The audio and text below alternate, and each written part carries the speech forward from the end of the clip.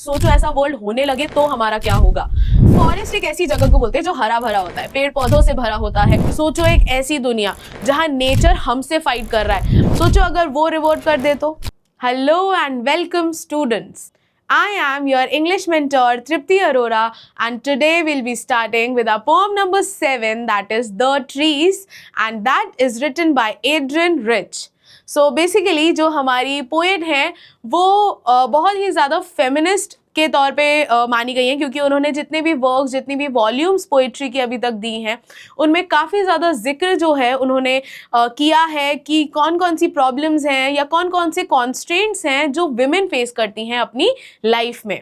तो क्या पढ़ने वाले हैं हम इस पोएम में? हम पढ़ेंगे अबाउट द पोएट, उसके बाद हम देखेंगे पहले इंट्रोडक्शन, फिर हम देखेंगे explanation, summary, central idea, tone of the poet जो बहुत ज़रूरी होता है आजकल, and along with poetic devices. तो बिना किसी देरी के स्टार्ट करते हैं हम इस पोएम को।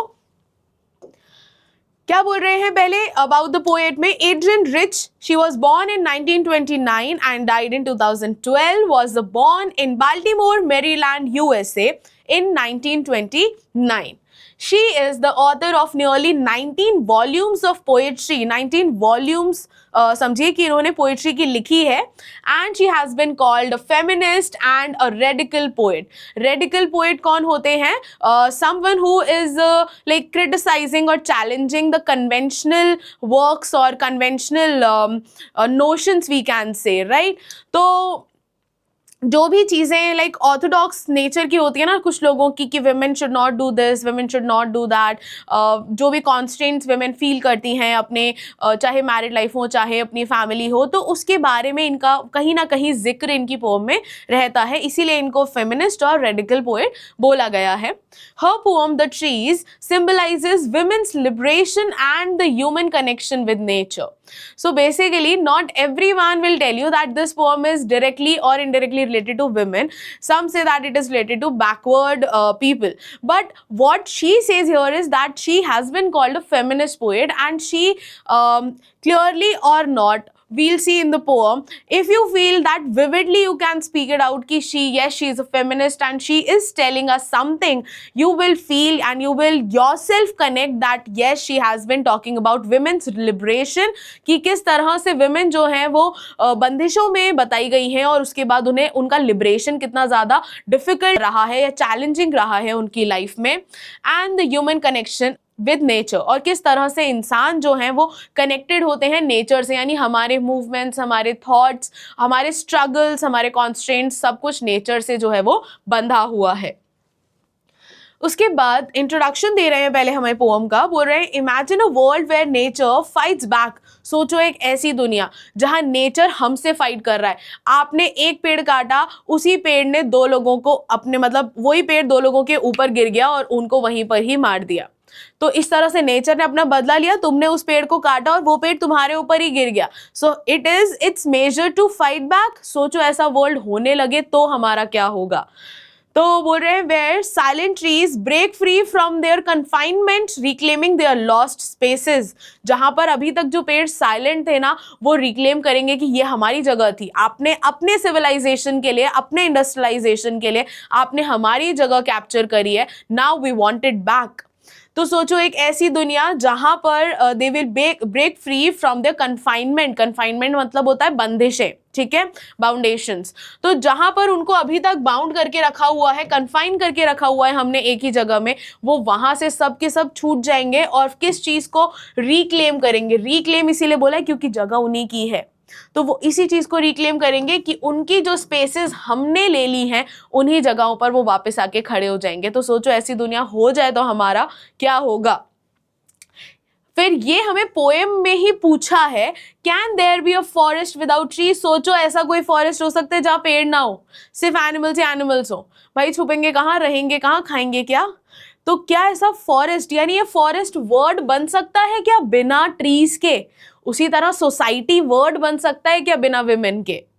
तो बोला है directly indirectly that there are the trees in the poem, कि पोएम में ट्रीज है कहाँ, basically trees have been captured and kept inside a room, inside a house, और वो ट्रीज अपने आप को छुड़ा कर बाहर निकल रहे हैं, वो अपने सारे, वो बहुत सारे मतलब स्ट्रगल्स फेस करते हैं, इंटैंगल हो जाते हैं and they have been like arrested, ऐसा लगता है उनको कन्फाइन करके रखा हुआ है, but they try to fight it and they try to break free from that particular place. And where do they go, अभी कहाँ पर हैं, अभी मैंने आपको बताया कि वो कैप्चर करके रखे हुए हैं घर के अंदर, और अब वो कहाँ चले जाते हैं, वो अपनी रियल प्लेस पर, अपनी ओरिजिनल प्लेस पर चले जाते हैं, दैट इज फॉरेस्ट। ट्रीज के बिना फॉरेस्ट क्या होंगे, क्या ट्रीज के बिना हम उस जगह को फॉरेस्ट बोल सकते हैं, नहीं बोल सकते हैं। तो ट्रीज को अगर हम वहां से उठा के कहीं और कैप्चर कर रहे हैं तो वो जगह फॉरेस्ट बन जाएगी, बट एक्चुअल में उनकी जगह क्या है, वो पीस ऑफ लैंड जिसको वो फॉरेस्ट बनाना चाहते हैं एकजुट खड़े रह के। तो बोल रहे हैं the trees by Adrienne Rich is more than just a poem about plants, सिर्फ प्लांट्स पर बेस्ड नहीं है कि वो स्ट्रगल कर रहे हैं, it's more than that, it is a powerful metaphor for freedom, rebellion and renewal।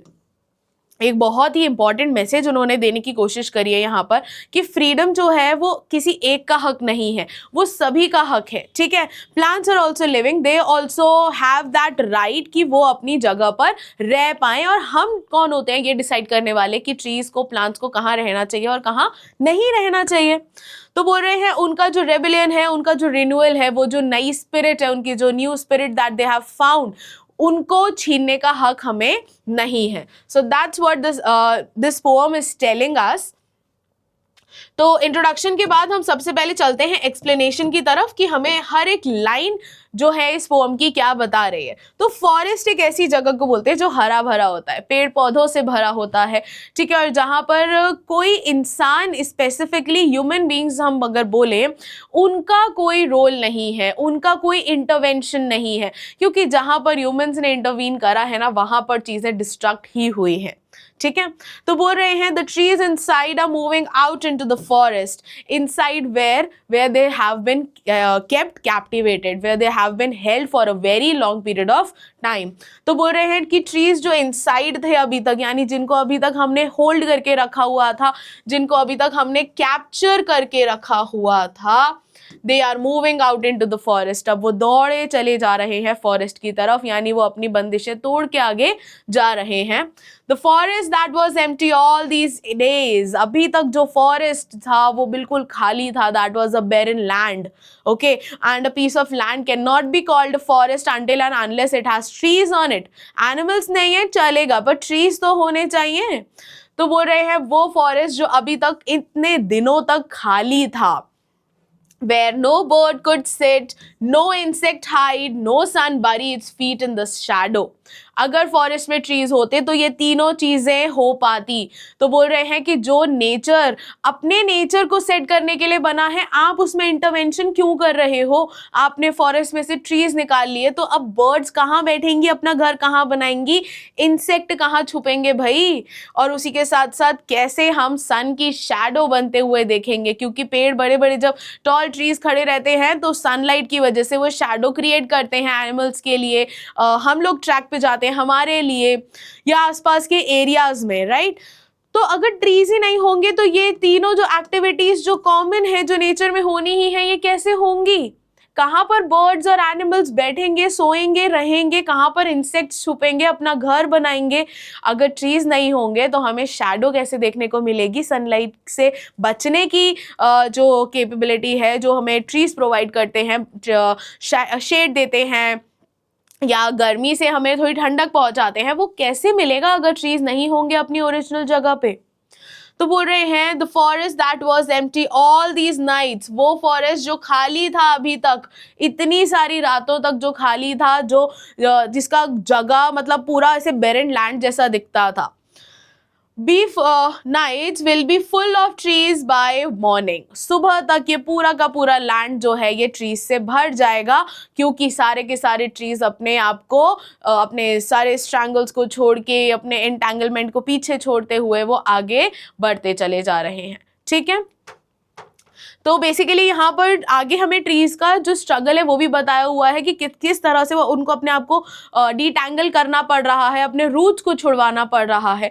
तो यहाँ तक तो हमें प्रॉपर्टीज बताइए कि ट्रीज कहाँ बिलोंग करते हैं और अभी वो एक्चुअल में कहाँ है, जो हमारा क्वेश्चन था इंट्रोडक्शन में, that they are like at present they are being held captive in a particular household, in a particular like between the four walls, but now they are moving out into the forest. So next they say all night the roots work. पूरी रात जो है roots काम करती है, मेहनत करती है. ये पेड़ जो है यहाँ से निकलने की कोशिश कर रहा है. तो बोल रहे all night the roots work to disengage themselves. अपने आप को डिसएंगेज कराती हैं, उन जगहों से निकालती हैं जहाँ पर वो अभी तक फंसी हुई थी. From the cracks in the veranda floor. जिस वैरांडा में उनको बांध के रखा हुआ था वहां से वो अपने रूट्स को डिटैंगल करा रही हैं और वहां से अपने रूट्स को निकालने की कोशिश कर रही हैं ताकि वो बाहर फॉरेस्ट की तरफ जा पाएं. The leaves strain towards the glass, small twigs stiff with exertion. जो leaves हैं that are straining towards the glass. Straining means they are struggling, ठीक है, they are bending down and they are like exerting pressure on the glass ताकि वो glass टूट जाए. Small twigs, twigs बोलते हैं बच्चों टहनियों को, ठीक है, बोस को. स्टिफ विद एक्सर्शन, एक्सर्शन यहाँ पर एक्सरसाइज को बोला है, स्ट्रेंज एक्सरसाइज. क्या एक्सरसाइज कर रही हैं लीव्स? एक्सरसाइज कर रही हैं उस पर प्रेशर लगाने की, अपना पूरा जोर लगा रही हैं. और जब हम किसी चीज़ पर बहुत ज़्यादा मेहनत कर रहे होते हैं, बहुत ज़्यादा एफर्ट्स डाल रहे होते हैं, तो हम थोड़ी देर बाद थक जाते हैं, एग्जॉस्टेड फील करते हैं, राइट. सो सेम जो छोटी छोटी ट्विग्स हैं उन ब्रांचेस की, जो छोटी छोटी ट्विग्स हैं वो बहुत ज़्यादा स्टिफ हो गई हैं क्योंकि अब उन्होंने बहुत ज़्यादा एक्सरसाइज, बहुत ज़्यादा एक्सर्शन कर लिया है. यानी वो यहाँ पर एफर्ट्स की बात कर रहे हैं, बहुत ज़्यादा एफर्ट्स उन्होंने यहाँ पर पुट कर लिए हैं. Long crammed Bose shuffling under the roof. Long crammed, crammed का मतलब होता है twisted, okay, twisted. Long twisted bows. Bows means branches. Twigs बिल्कुल जो पतली पतली टहनियाँ होती हैं उनको बोलते हैं एंड bows बोलते हैं branches को, थोड़ी सी जो मोटी शाखाएं होती हैं उनको बोलते हैं. Shuffling means moving under the roof. So the places that the trees have been kept held captive, वहाँ से वो अपने आप को डिसएंगेज करने की कॉन्टिन्यूस कोशिश कर रही हैं और ये जो एक्सरसाइज है ये उन्हें बहुत ज़्यादा थका दे रही है. Like newly discharge patients half dazed moving to the clinic doors. Patients कैसे होते हैं? जैसे अभी बिल्कुल नए नए पेशेंट्स जो हैं वो ठीक होकर बिल्कुल बाहर निकल रहे हैं, तो they are not fully conscious, right, वो थोड़ा सा अनकॉन्शियस होते हैं, थोड़ा डिजी सा फील करते हैं. तो उसी तरह के ये बताए गए हैं ट्रीज जो लग रहे हैं किसकी जैसे, लग रहे हैं बिल्कुल न्यूली डिस्चार्ज पेशेंट्स के जैसे, कि बिल्कुल अभी डिस्चार्ज किया है और कहीं ना कहीं वो डिजीनेस जो है वो उनके हेड में अभी भी उनको कहीं परेशान कर रही है. हाफ डेज्ड है यानी थोड़ा सा सबकॉन्शियस है, अनकॉन्शियस सा फील कर रहे हैं and they are moving out to the clinic doors. तो ये बेसिकली सिमिली है, अगर आपको याद आए बच्चों, जहां पर हम लाइक और एज के यूज से दो चीजों का कंपैरिजन करते हैं. तो ट्रीज का डायरेक्ट कंपैरिजन किया है न्यूली डिस्चार्ज पेशेंट से, तो इसको हम क्या बोलेंगे? इसको हम बोलेंगे सिमिली. तो बोला है कि ट्रीज जो है वो इतना थक गए हैं कि अब वो न्यूली डिस्चार्ज पेशेंट्स जैसे लगने लगे हैं. Then let's see what the poet says next. Says I sit inside, कि भाई मैं इधर ही हूँ, मैं अंदर ही हूँ उसी रूम में जहाँ से ये ट्रीज का पूरा मूवमेंट चल रहा है. I sit inside, doors open to the veranda and I see that the door is open to the veranda. That means their exit is acknowledged. I can see that they are exiting the towards the forest or outside the house. Writing long letters, और मैं paragraphs में letters लिख रही हूँ, but in which I scarcely mention the departure. मैं mention नहीं कर रही हूँ कि trees यहाँ से निकल के जा रहे हैं. यानी अगर हम women की बात कर रहे हैं, अगर हम उस nature की बात कर रहे हैं, तो वो निकल के बाहर जा रही हैं, वो अपनी आज़ादी ले रही हैं, वो rebellious nature दिखा रही हैं, बट मैं उसके बारे में describe नहीं करूँगी, क्योंकि अगर मैं उस चीज़ का description दे दूँगी अपने letters में, so people will get to know, और वापस से क्या होगा, उनके सारे के सारे एफर्ट्स एक बार में सीज हो जाएंगे। क्यों? क्योंकि बाकियों का इंटरवेंशन उसमें आने लगेगा। तो बोल रही हैं कि यहाँ पर I have seen that the door is open to the veranda and the trees are moving out into the forest, but then I also do not mention their departure because as soon as I mention the departure they will be again held captive. तो मुझे उनको जाने देना है और इसी के लिए मैं उनके बारे में मेंशन नहीं कर रही हूँ। स्कार्सली, मैं बिल्कुल उसके बारे में हल्का फुल्का ही मेंशन करती हूँ, बट उसके बारे में एग्जैक्ट नहीं बताती हूँ। Of the forest from the house, तो घर में जो अभी तक हमने ट्रीज को बांध रखा था वो अब बाहर जा रहा है और उसके बारे में मैं नहीं बताना चाहती। उसके बाद बोलती हैं the night is fresh. Night is fresh क्यों बोला है? क्योंकि अभी फॉरेस्ट अपनी ओरिजिनल जगह पे जा रहा है। ठीक है, तो अभी तक हम क्या देख रहे थे कि उसको एक जगह पर बांध के रखा हुआ है, बट अब नाइट कैसी है? बिल्कुल फ्रेश है। तो यहाँ पर अगर मैं बोलूँ फ्रेश का मतलब न्यू है, क्योंकि अभी तक जो चीज या हम बोले जो एलिमेंट जिस जगह होना चाहिए नेचर का वो उस जगह नहीं था, बट अब वो अपनी जगह जा रहा है। So there is some newness और freshness in the nature. Yes, the whole moon shines, और अभी पूरा मून जो है वो शाइन कर रहा है। बच्चे यहाँ पे शाइन करने के दो मीनिंग्स होते हैं। सबसे पहला वो यहाँ पर उनको दिखा रहा है पाथ। मून जो है वो शाइन करके उनको दिखा रहा है कि पाथ की ट्रीज को किस डायरेक्शन में मूव करना है। एंड सेकंड ये दिखा रहा है मून का welcoming nature, that moon, the nature wants the trees to come to their original place, क्योंकि जो एलिमेंट्स नेचर के जिस जगह होने चाहिए उनमें से एक एलिमेंट जानबूझ के कहीं और पकड़ के रखा जा रहा है। तो मून यहाँ पर फर्स्ट तो दिखाता है पाथ, यानी कि किस डायरेक्शन में उनको मूव करना है सही फॉरेस्ट में या सही जगह पहुंचने के लिए। And second it shows the welcoming nature of the moon, that the moon wants the trees to come back to the nature, the forest. The sky still open, sky still open मतलब अभी भी पूरा खुला आसमान है उनके लिए achieve करने के लिए, उनके लिए वहां तक पहुंचने के लिए। The smell of leaves and lichen still reaches like a voice into the rooms. तो वो जो स्मेल है लीव्स का और लाइचन का, lichen is that slimy liquid that we say sort of sap, तो वो यहाँ पर, और लाइचन को किससे सिंबलाइज करा है, किसके लिए लिखा है? ब्लड के लिए। तो जिस तरह से वुमेन जो है वो बहुत स्ट्रगल कर रही हैं और इतना स्ट्रगल में उनको लग भी रही है, वो अपने आप को डिसएंगेज कराने की कोशिश कर रही हैं अपने सारे स्ट्रैंड्स को, तो यहाँ पर उनके स्ट्रगल को मेटाफोरिकली रिप्रेजेंट करते हुए बोला है बच्चों कि वो जो स्मेल है लीव्स का यानी ब्लड का और उनके स्वेट का, ठीक है, स्वेट एंड ब्लड का, that still reaches like a voice into the room. वो अभी भी ऐसा लग रहा है कि वो चीखों की तरह, वो एको की तरह उस रूम में निकल रहा है। तो यहाँ पे वॉइस किसको बोला है? यहाँ पर वॉइस बोला है एको को। तो उस एको की तरह उस पूरे रूम में उनके मूवमेंट्स, उनका ब्लड स्वेट सब कुछ बिखरा हुआ सा दिखता है। उसके आगे क्या बोल रही है poet? She says that my head is full of whispers. मेरा पूरा सर जो है, मेरा पूरा जो दिमाग है उसमें पूरे विस्पर्स ही विस्पर्स है। और किस चीज़ के विस्पर्स हैं ये ट्रीज के विस्पर्स हैं। यानी वो लोग आपस में कुछ कुछ भी बात कर रहे हैं, वो आपस में they are making some strategy and they want to free themselves as soon as possible. तो बोल रहे हैं my head is full of whispers which tomorrow will be silent. क्यों? कल क्यों साइलेंट हो जाएगा? क्योंकि ट्रीज अपनी ओरिजिनल जगह जा चुके होंगे।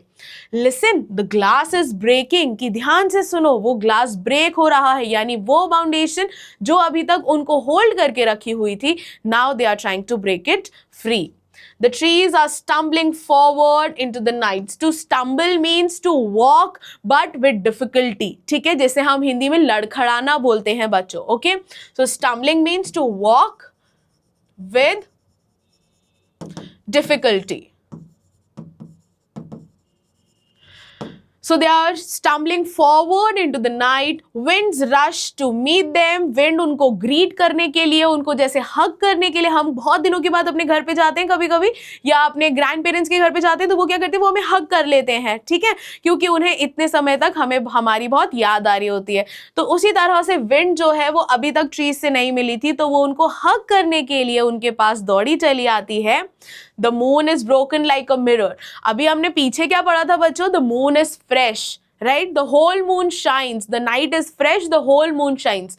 यहाँ पर लिखा है the moon is broken like a mirror, तो मून टूटा नहीं है, मून ऐसा दिख रहा है, अगर हम इस पिक्चर में देखें तो मून ऐसा लग रहा है कि बीच में दरारों से भरा हुआ है ना। क्यों? क्योंकि बीच में ट्री आ गया है। पहले पूरा मून जो था वो शाइन कर रहा था और पूरा मून हमें एज इट इज दिख रहा था, क्योंकि उसके आगे उसको ब्लॉक करने के लिए कोई भी ऑब्स्टिकल नहीं था। बट अभी यहाँ पर ट्री के आने से क्या हुआ, हमें मून जो है वो टूटा हुआ सा दिख रहा है, उसके बीच में हमें कहीं ना कहीं दरारें दिख रही हैं। So the moon is broken like a mirror but its pieces flash now in the crown of the tallest oak। तो एक पेड़ बताया है और उस पेड़ के पीछे बोला है कि ये क्राउन सा लग रहा है मून, उसके सर के ऊपर जो सबसे बड़ा ओक ट्री है, यानी कि अगर हम माने कि ये हमारा सबसे बड़ा ओक ट्री है तो इसके पीछे जो मून है वो एक क्राउन की तरह सजा हुआ बताया है। ठीक है, कि अभी तक पूरा मून हमें दिख रहा था, लेकिन अब ओक ट्री के आ जाने से वो उसके पीछे छिप भी गया है थोड़ा सा, और उसके सर के ऊपर एक क्राउन की तरह भी दिख रहा है। ठीक है, सो बेसिकली यहाँ पर क्राउन जो है वो हम आगे भी पढ़ेंगे बच्चों। क्राउन जो है वो एक सिंबॉलिज्म है किसका? फ्रीडम का। वो सिंबॉलिज्म है उनके न्यूनेस का, उनके हम बोले जो रेबेलियस नेचर उन्होंने दिखाया है उसका, और उनकी सबसे बड़ी बात उनकी विक्ट्री का।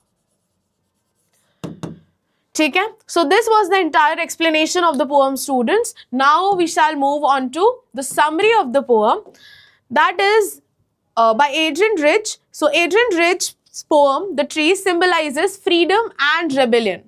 As the trees inside a house break free and return to the forest. तो main जो हमें words use करने अपने answer में, that is freedom and their rebellious nature, their rebellion. And उनके efforts to break free the house and return to the forest. The poet describes their silent yet powerful struggle to escape, comparing them to oppressed individuals seeking liberation. Compare करा है उन oppressed लोगों से जो fight तो करना चाहते हैं बट पहले वो खुद से फाइट नहीं कर पाते कि हमें फाइट करनी है। इस चीज की जंग के बीच में ही वो कभी कभी उलझे रह जाते हैं कि वी शुड और वी शुडंट। तो वो यहाँ पर बोल रहे हैं कि उन ऑप्रेस्ड इंडिविजुअल्स की बात करते हुए बोला है कि उनको लिबरेशन तो चाहिए, बट उस जंग को लड़ने के लिए भी वो अपने आप से पहले एक जंग लड़ रहे हैं। As the trees move out, the poet reflects on their departure but remain distant, hinting at the human detachment from nature and personal freedom.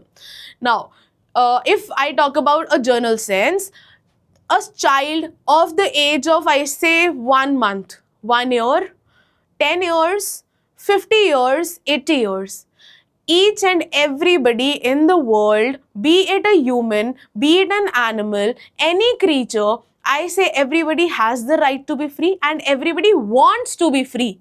तो हर किसी को यहाँ पर फ्री रहना भी है, उनका मन भी है और वो उनका राइट भी है। लेकिन कभी कभी क्या होता है ना, हम लोग इतने डोमिनेंट हो जाते हैं either on creatures either on nature कि हमें अपना डोमिनेंस दिखाने के लिए उनको सप्रेस करना ही होता है।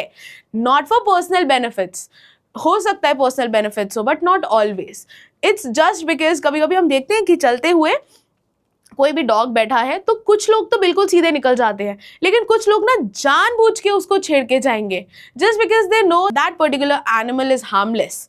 सोचो अगर वो रिवॉर्ड कर दे तो, और जब कर देता है तो हमारी हालत क्या हो जाती है। तो उसी तरह से उसी लाइन में वो हमें समझाना चाहते हैं, जैसे कि ट्रीज बाहर जा रहे हैं, पोएट ये रिफ्लेक्ट करना चाहती हैं कि उनका डिपार्चर जो है वो उनका हक था अभी तक, बट इट रिमेन्स डिस्टेंट, उनसे दूर था। hinting at the human detachment from nature and personal freedom, कि ना तो हम कहीं से भी नेचर से कनेक्ट होते हैं और ना ही हम अपने आप को कभी पूरी तरह से फ्री फील कर पाते हैं या छोड़ पाते हैं। The poem ends with the sound of breaking glass. Glass में बोला है ना, listen, the glass is breaking. तो glass is breaking का मतलब क्या है? All the foundations, all the limitations that were up till now being put on a particular individuals, now they have to be reflected. अब उसको हम, और अच्छा individual के अंदर भी इतनी हिम्मत है कि अब वो उन सबको resist कर पाएगा, marking the final act of escape, कि वो वहाँ से पूरी तरह से निकल के जा सकता है। Now, after this, let's see the central idea. The poem The Trees by Adrian Rich symbolizes freedom, renewal, and the struggle for liberation. Again, I'll mark these words so that you can use it in your answers to decorate it. The trees confined inside a house represent oppression and restriction. जो trees इन्होंने बताए हैं कि घर में बंधे हुए हैं, वो क्या रिफ्लेक्ट करे, क्या दिखा रहे हैं, ऑपरेशन दिखा रहे हैं, और उसी के साथ साथ रिस्ट्रिक्शन दिखा रहे हैं कि वो जब तक कोई परमिशन नहीं देगा तब तक वो अपनी जगह से मूव नहीं कर पाएंगे. While their movement towards the forest signifies breaking free from the constraints. अभी हमने जो स्टार्टिंग में पढ़ा कि ये क्योंकि एक फेमिनिस्ट पोएट हैं तो बहुत सारी ऐसी बातें ये बताती हैं. क्लास 12th में भी आप इनकी पोएम पढ़ेंगे, ऑन जेनिफर टाइगर, तो उसमें भी वो यही बताती हैं कि किस तरह से एक विमेन जो है वो मैरिड लाइफ में कॉन्स्ट्रेंट्स फेस करती हैं और कैसे वो उससे बाहर निकलने की इच्छा अपने अंदर रखती हैं. तो यहाँ पर भी उन्होंने सेम चीज शो करी है, दैट विलिंगली और not everybody desires to be free. ठीक है, तो यहाँ पर वो यही बोलने की कोशिश करें कि जो भी कॉन्स्टेंट्स हम लोग एक पर्टिकुलर इंडिविजुअल पे रखते हैं, उसको सप्रेस करते हैं, वहाँ पर ही हम उसके साथ साथ अपनी लाइफ को भी कहीं ना कहीं लिमिट कर रहे हैं. Whether societal, personal or environmental, the poet also highlights humanities detachment from nature. किस तरह से इंसान जो है वो नेचर से डिटैच होता चला जा रहा है. देखो ना, हम लोग सिविलाइजेशन इतना करना चाहते हैं, इंडस्ट्रियलाइजेशन इतना करना चाहते हैं कि हमें ऐसा लगता है कि हमें फॉरेस्ट की या ऐसे अपने आसपास एनवायरनमेंट की, ट्रीज की ज़रूरत ही नहीं पड़ेगी. भाई सांस कहाँ से लोगे? इंडस्ट्री से. ऑक्सीजन सिलेंडर लेकर घूमोगे. तो बोल रहे हैं as the speaker passively observes the trees escaping. passively इसीलिए बोला है क्योंकि वो indirect comparison है बच्चों women से. The breaking of the glass at the end reinforces the idea that true freedom often comes with struggle and disruption.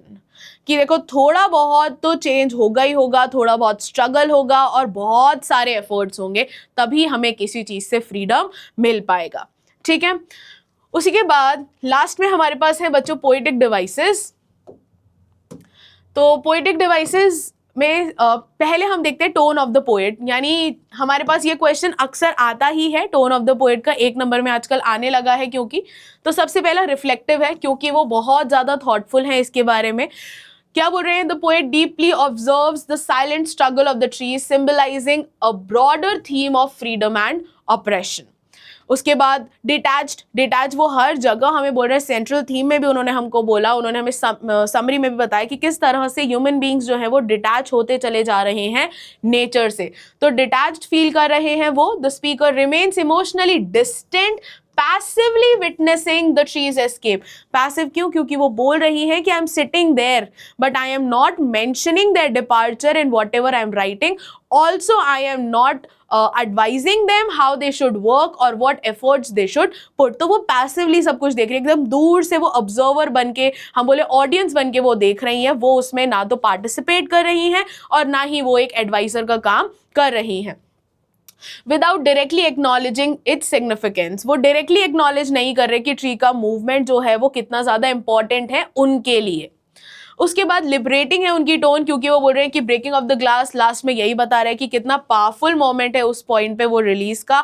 Highlighting the Triumph of nature and the fight for freedom. की nature ने last में जीत जो है वो पा ली है. क्योंकि हमने अभी वर्ड कौन सा पढ़ा था? हमने वर्ड पढ़ा था क्राउन, और यही वर्ड हमें बता रहा है that it was the victory of the trees, the victory of the oppressed, that they found their freedom. Okay, so यही हमारा अल्टीमेट गोल भी है हमारा इस पर्टिकुलर पोएम को पढ़ने का. और उसी के साथ हमारे पास ये टोन ऑफ द पोएम और एक्सप्लेनेशन खत्म हो जाता है बच्चों. इसके बाद हमारे पास कुछ पोएटिक डिवाइसेस हैं, बहुत सारे नहीं हैं, और वही रेपिटेटिव पोएटिक डिवाइसेस हैं जो अभी तक हमने करे हैं. तो सबसे पहले हम देख लेते हैं the trees inside are moving out. Basically trees को भले कंपेयर किया है लेकिन ट्रीज का मूवमेंट ही क्या बताता है? Personification. So the trees are moving out. Trees यहाँ पर मूव करते हुए बताए हैं. So this is personification. Then next is repetition. आप देखेंगे यहाँ पर इनटू द फॉरेस्ट एंड यहाँ पर भी द फॉरेस्ट. एक और रेपिटेशन है, यहाँ पर तो सिर्फ द फॉरेस्ट लिखा है, एक और रेपिटेशन है. देखेंगे the forest that was empty all these days. तो these यहाँ पर days है, यहाँ पर nights है. The forest that was empty, all these. So this is again repetition. उसके बाद इमेजरी. इमेजरी कहाँ कहाँ पर बोला है? No bird could sit, no insect hide, no sun bury its feast.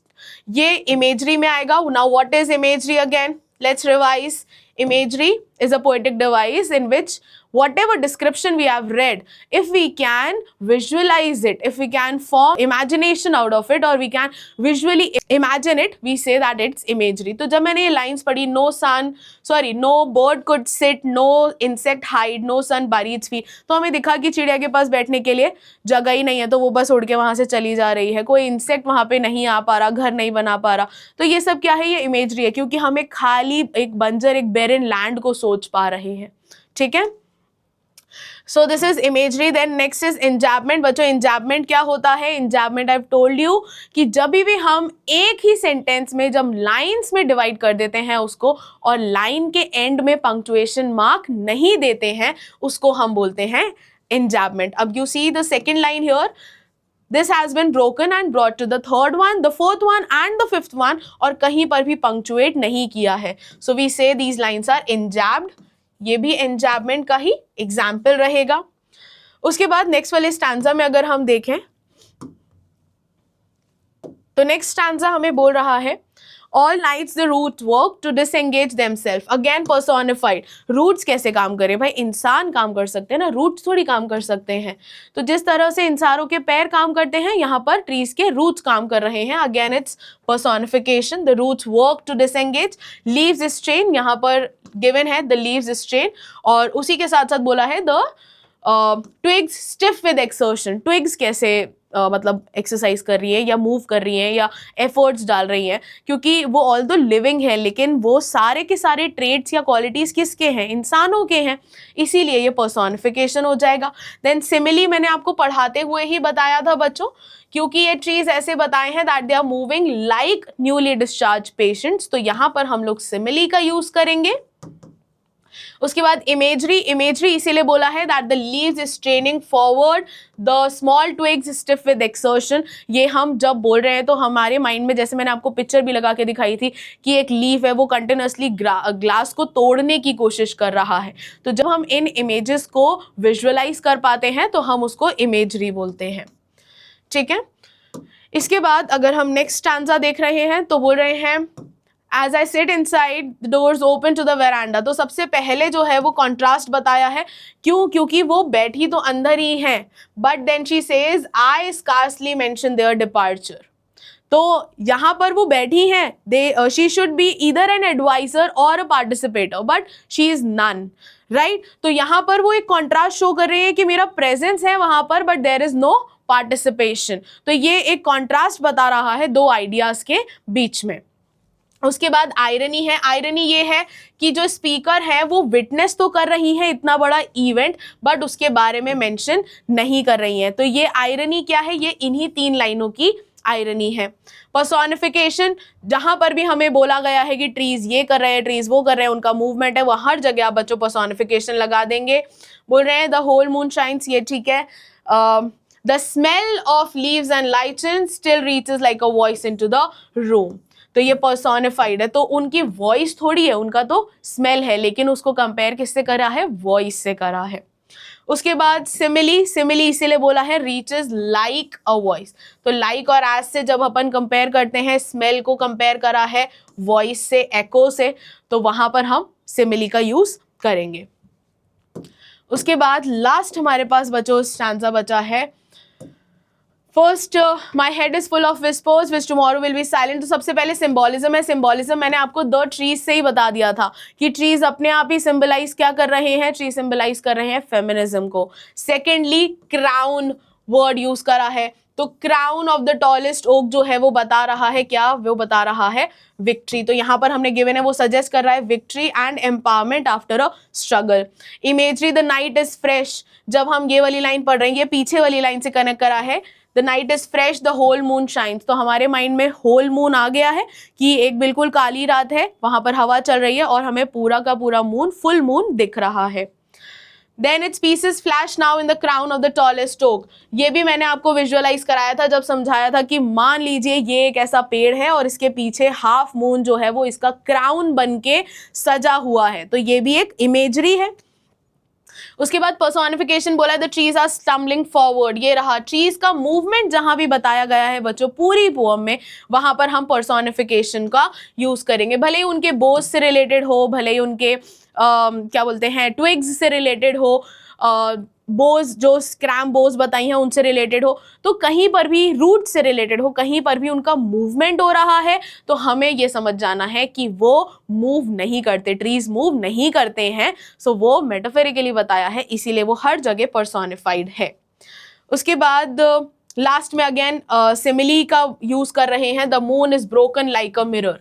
Moon का जो शेप है उसको कंपेयर करा है मिरर से। So students, these were all the poetic devices that we have to cover in this particular poem. I hope you must have understood the entire poem and now you're ready to solve its questions. Also students, I would like कि आप इस video के बाद ना केवल इसी video का but previously हमने जितने भी वीडियोस इस चैनल पे अपलोड करे हैं उन सभी का एक बार रिव्यू ले लीजिए और जल्दी से सारी पोएम्स को पढ़ के रख लीजिए। So this was all about this particular poem and video. I'll see you in the next one. Till then, you do not have to forget to like and share this video with your friends and family. क्यों? क्योंकि इसी video में आपको मिलेगा, आपके parents को मिलेगा parental guidance, आपको मिलेगी करियर काउंसलिंग और साइकोलॉजिकल काउंसलिंग, जो आपको कभी कभी छोटे मोटे डिप्रेशन या एंग्जाइटी से बाहर निकालने में आपकी हेल्प करेगी। तो do not forget to subscribe the channel and hit the bell icon for the newly updates. That's all for today. Happy reading, happy learning.